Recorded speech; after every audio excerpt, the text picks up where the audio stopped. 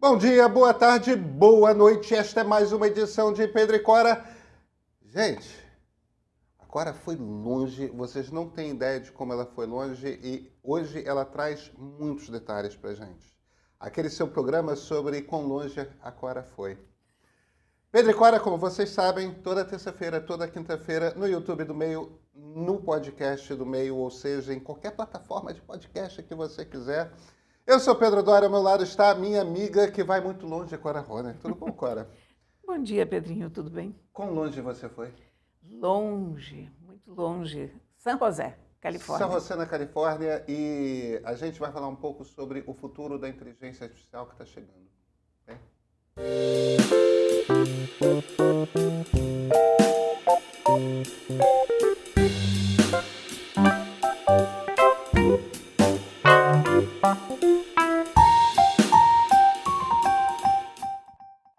Cora, você tem que me contar o que você viu nos Estados Unidos. Eu quero que você comece pelo fim das lentes, porque eu não estou convencido.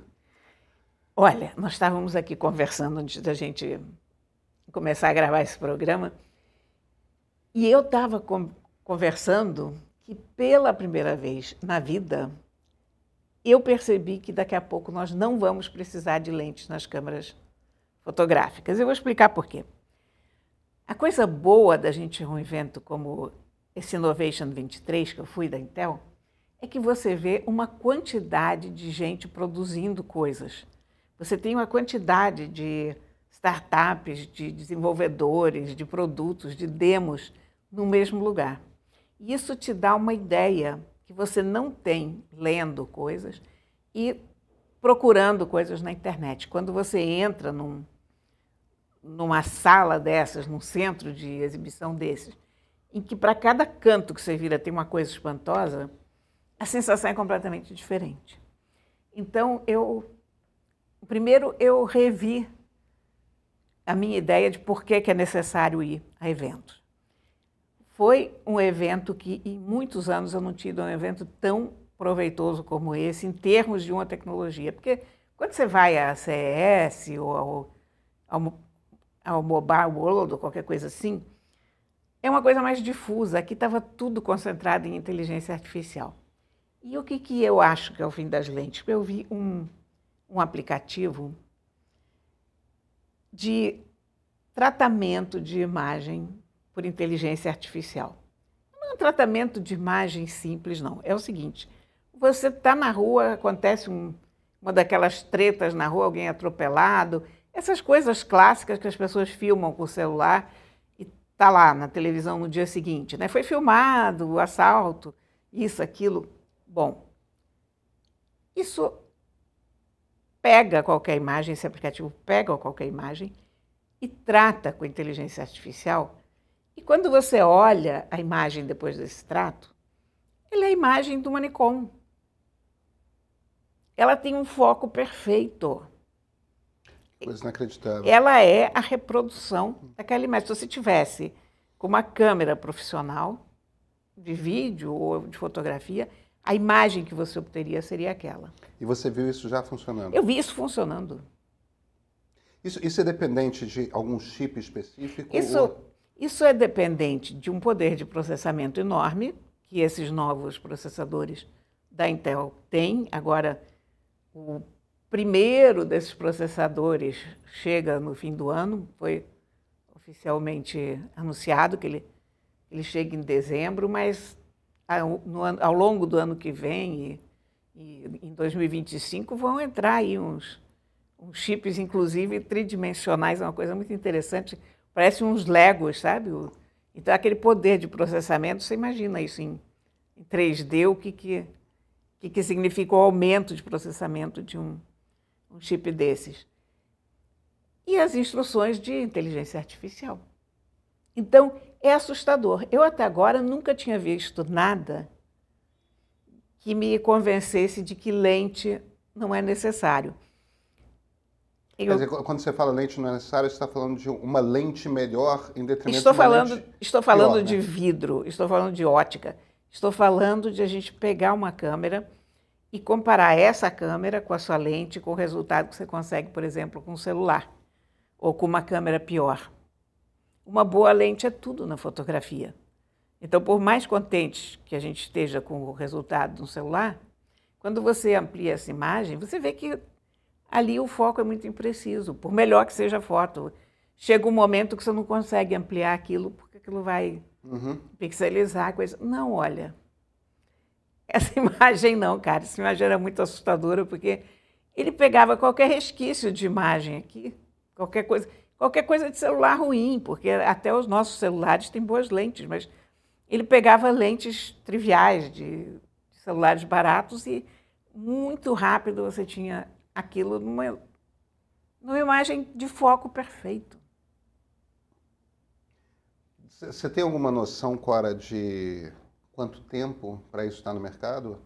Não, não tenho pelo seguinte, porque primeiro esse produto também precisa ser lançado. lançado. Chip, né? Não, o software, nesse software ainda é um protótipo que estava lá em demonstração. E o processador, porque os desenvolvedores que estavam lá, eles estavam trabalhando com betas dos processadores da Intel, né? A Intel pretende botar no mercado esses chips que fazem processamento de inteligência artificial dentro do computador, dentro do celular? Quando, Cora? Dentro do computador, basicamente. Olha, por exemplo, eu não recomendo a ninguém comprar um notebook agora, porque no fim do ano a Intel já lança esse processador que vai se chamar Ultra-Core. Isso já é um processador poderosíssimo que vai permitir você fazer inteligência artificial no teu laptop. Mas ao longo do ano que vem, em 25, você vai ter coisas inacreditáveis em termos de poder de processamento, porque o problema da inteligência artificial é que precisa muito poder de processamento. Claro. Hoje a gente faz a maior parte das coisas na nuvem. Exatamente. A gente faz na nuvem porque na nuvem você tem um poder de processamento infinitamente maior do que na tua máquina de casa. Mas eu vi demos lá em que você tinha coisas assim, você abria um pequeno notebook e aquilo fazia... É um chat GPT pessoal de bolso, sabe? Cora, o que mais você viu? O que mais você viu?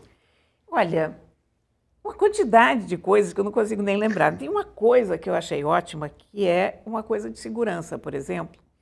Você sabe que tem um tipo de estampa que o pessoal já criou para confundir câmera em espaço aberto, em locais públicos, né? Se o cara estampa uma daquelas imagens meio distorcidas na camiseta, ele fica invisível para as câmeras, porque aquele estampado confunde as câmeras. Eu vi um contra-ataque a isso. Como é que é? É um aplicativo que desfaz aquele twist das imagens para refazer as imagens e, portanto, botar os caras visíveis novamente. Então, é um sistema de contra-ataque a uma tática de... É uma tática que muito manifestante na Ásia usa. Né? Exatamente, exatamente. A origem é essa. Então, essas imagens que têm alguma deformação que perturba as lentes, perturba as câmeras, não as lentes, desculpe, essa imagem é refeita e pronto, está lá o cara. Está lá o cara. Com uma camiseta de vasos ou passarinhos, ou sei lá o quê. Eu vi isso. Eu vi uma outra coisa absolutamente genial, mas acho que eu cheguei a conversar com você, o teu aplicativo pessoal no Rewind. Esse eu fiquei muito impressionada. Como é que é a lida com esse assistente pessoal? A questão é a seguinte, você está trabalhando em casa, ou no teu escritório, ou não sei onde. O computador está lá. Você lembra que o Steve Jobs botava sempre uma fita isolante em cima da câmera, né? Do computador. Ele ia ficar desesperado, porque você não tem mais para onde fugir. Está lá o computador. Você lê as coisas que você está lendo, você trabalha, você manda mensagens pelo WhatsApp, a uma certa altura você encomenda um lanche, a uma certa altura alguém entra na sala, conversa com você, depois você participa do encontro pelo Zoom, quando no fim do dia você lembra que, por exemplo, você precisava de uma informação qualquer, mas você não sabe mais se você leu, se alguém te falou. E o assistente faz um registro de áudio de tudo que... De áudio, de escrita, de visão, de tudo. Então, por exemplo, chega no fim do dia, você diz, cara, o que eu li mesmo sobre cachorro azul? O que... Cachorro azul, pronto. E aí ele vai te dizer, você leu um artigo sobre aquele pintor que só pinta cachorros azuis. Ou o cara ligou da Sotheby's dizendo que tem um quadro de cachorro azul para ser arrematado. Agora, vem cá, você entrevistou o CEO da Intel, né? Entrevistei. E que tal ele? Olha, eu adorei. Cara, primeiro, um cara não chega nesse cargo à toa, né? Claro. Ele é um cara brilhante. É um cara tenso. Claro, eu também seria se eu fosse CEO de uma empresa dessa. Mas vou te dizer uma coisa. Ele é um cara que está ganhando 189 milhões de dólares por ano. Eu não sei nem o que é isso, mas eu sempre faço uma conta. Toda vez que eu entrevisto um cara desse, eu vou ver quanto custa a hora dele para ver quanto eu ganhei ou roubei daquela pessoa ou whatever. E eu fiquei 45 mil dólares com esse cara. Meia hora. Foi interessantíssimo. Olha, eu há 30 anos exatos, entrevistei Andy Grove, que era o CEO da Intel, foi um dos fundadores. Um dos fundadores, ele não é... É uma das figuras mitológicas do Vale, né? Isso. Ele foi um dos fundadores, ele foi CEO durante bastante tempo. O Pat Gelsinger trabalhou diretamente com ele, esse atual CEO. Eu, na época, 10 anos atrás, eu perguntei para o Andy Grove onde é que ele via Intel nos próximos 10 anos. E ele me falou em computação móvel, que era uma coisa que naquela época, há 30 anos atrás, você não tinha. Mas ele fez um quadro perfeito da situação. Eu repeti a pergunta para o Pat Gelsinger, ele me disse que, olha, essas coisas todas que a gente está falando da inteligência artificial, elas vão se concretizar. Uma outra coisa que ele falou que eu acho importantíssima é que ele acha que em 10 anos as cadeias de distribuição vão estar reequilibradas, porque hoje 90% dos processadores vêm da Ásia, né? Isso. Então ele vê cadeias de produção de semicondutores fortes na Europa, nos Estados Unidos. A Intel está criando uma nova fábrica, está ampliando as fábricas que tem na Europa. E isso é uma questão geopolítica muito importante. Ele vê isso hoje com a mesma importância com que ele vê a distribuição de petróleo, por exemplo. Ele acha que esses produtos essenciais não podem ficar num lugar só, que é preciso ter uma distribuição geopolítica uniforme. Porque você não pode ficar na mão de um porto só. Quando teve a Covid, o porto de Xangai fechou. Você se lembra que foi aquela crise de abastecimento no mundo inteiro. Então, ele acha que a gente não pode correr esses riscos. Então, tem lá nos Estados Unidos, tem uma nova lei dos chips, né? Isso. Que vai, inclusive, chover muito na horta da Intel, porque a Intel é a única. É a principal. Você tem Texas Instruments, você tem algumas outras, mas... Mas eles estão virando foundry, viu? Eu acho que é importante explicar o que é foundry. O que é foundry? Foundry, fundição. A Intel, até aqui, ela é uma empresa de chips. Significa o quê? Que ela desenha, desenvolve os seus próprios produtos. Quando você pega uma empresa feita de semicondutores de Taiwan, por exemplo, ela é uma foundry, ela é uma fundição. Ela executa os processadores que outras empresas desenharam. Sei lá, Apple. A Apple, por exemplo, tem o M1 e o M2, que são seus chips principais para tablets e computadores. E o desenho do chip é da Apple. São engenheiros da Apple que fazem o desenho e eles são fabricados em Taiwan. A NVIDIA. Isso. As GPUs, em geral, é tudo fabricado em Taiwan. GPU é um tipo de chip específico para a placa gráfica. É a famosa placa gráfica. Então, o que a Intel vai fazer? Isso é uma mudança de orientação na Intel muito grande, porque a Intel vai continuar fazendo os próprios chips, quer dizer, desenvolvendo, desenhando, desenvolvendo e fabricando os seus próprios chips, mas também vai fabricar chips para terceiros. Que é uma coisa que a Samsung faz, por exemplo. A Samsung é uma empresa híbrida, assim, a fábrica de semicondutores deles, eles fazem o Exynos, né?